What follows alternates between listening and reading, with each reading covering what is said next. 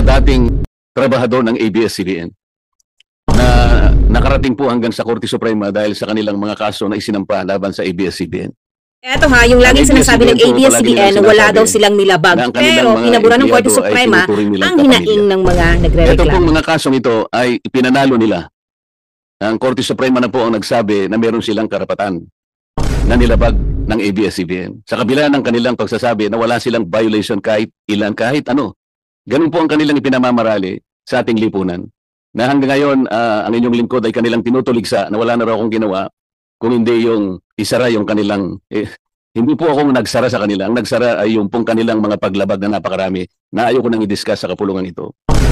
Magising sana sila sa katotohanan na hindi ka naman lalaking ganyan kung hindi sa tulong ng mga manggagawa mo. Dapat ibigay mo sa manggagawa ang ganang para sa kanila. Hindi ka naman mabubuhay ng management ka lang. Dito ka rin sasandig. Bakit hindi kaya maisip ng ABS-CBN yung ganong klaseng prinsipyo? Lumaki sila ng ganon Pagkatapos nung masara sila sasabihin nila sa buong Pilipinas, wala raw silang kasalanan. Marami po silang kasalanan, madam. Kagaya po ng pinag-uusapan natin ngayon.